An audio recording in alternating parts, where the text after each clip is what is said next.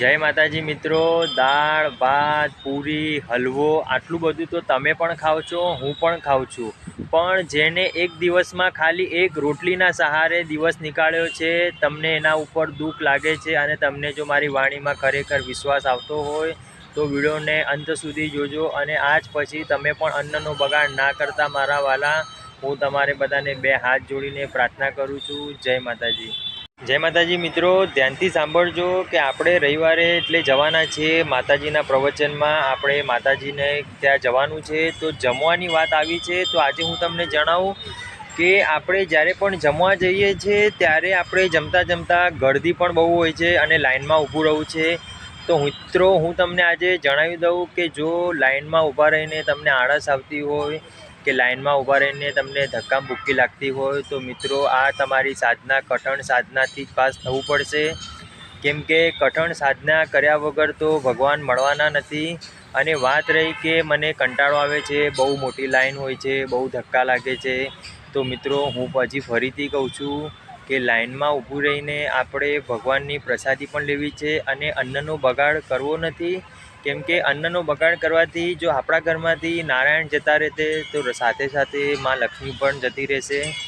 એટલે હું તમને બે હાથ જોડીને પ્રાર્થના કરું છું કે આપણે દુનિયાના સાનિધ્યના અંદર જઈએ, માતાજીના પ્રવચન સાંભળીએ, માતાજીનો પ્રસાદ લઈએ, થાળ લઈએ, પણ આપણે કોઈપણ જાતનો બગાડ કરવો નથી। કેમ કે બગાડ કરીને આપણે ભગવાનને તો નારાજ કરીએ જ છીએ, પણ તમે એવું પણ વિચારો કે આપણાથી પણ ગરીબ બિચારા અમુક લોકો છે જે લોકોને એક ટાઈમનું જમવાનું નથી મળતું। આજે એવા મેં ઘણા ઉદાહરણ જોયા છે કે મિત્રો એક રોટલી ખાઈને આખો દિવસ બધા નીકાળતા હોય છે। તો તમે પણ અન્નનો બગાડ કરશો નહીં। આપણે ભગવાને આપણને ઘણું બધું આપ્યું છે તો આપણે એની કદર કરવી જોઈએ। બાકી તો માતાજી તમારે લીલા લહેર કરાવે। જય માતાજી। અમે જે જગ્યાએ લાઇનમાં જમવા બેસતા હોઈએ છીએ એ લાઇનમાંથી લોકો લાઇન તોડીને બીજી લાઇનમાં જતા રહે છે। તો મિત્રો આવી ગલતી ના કરશો। ભગવાનના સાનિધ્યમાં ગયા પછી જો તમે થોડી એવી પણ તકલીફ નથી લેતા તો તમે કઈ જાતની સાધના કરો છો? તકલીફમાં રહેવું એ જ તો સાધના છે અને તકલીફ પડશે તો જ સાધના પૂરી થશે। તકલીફના અંદર ભગવાન આપણને 100% સહાય કરે જ છે, પણ આપણી પરીક્ષા લેવા માંગે છે કે આ કેટલી કઠણ સાધનામાંથી પાસ થઈને મને રાજી કરી શકે છે।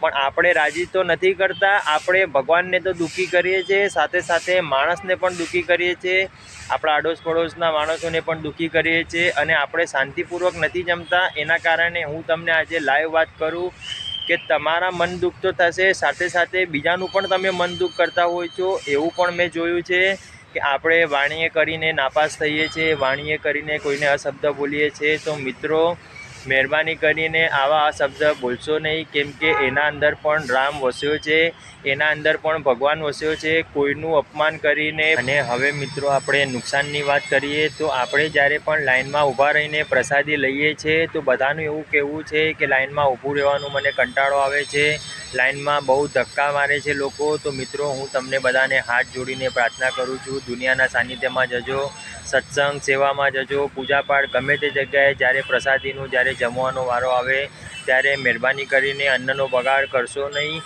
અને લાઇનમાં વ્યવસ્થિત ઊભા રહીને બધાને તમામ લોકોને ભોજન મળે એવી વ્યવસ્થા બધી જગ્યાએ હોય જ છે। પણ તમે જો હાથે કરીને ધક્કા મારો છો, એકબીજાના વચ્ચે અભાવ ગુણ લાવો છો તો મિત્રો તેનાથી ભગવાનને નારાજગી થાય છે અને ભગવાનને પણ એવું થશે કે આ ભગવાનને સાનિધ્યના અંદર આવીને જ મારા સાથે ખોટું કરે છે। અને મિત્રો માણસને છેતરી શકાય, ભગવાનને આપણે ના છેતરી શકાય। કરતાં હરતા ભગવાન છે, આપણે તો કાળા માથાના માનવી છીએ, આપણે સારું કર્મ કરવું છે, બધાના આશીર્વાદ લેવા છે અને બધાના મુખેથી આપણે આપણા ગુણ જ ગાવા છે। આપણે કોઈના પ્રત્યે અભાવ ગુણ નથી લેવો।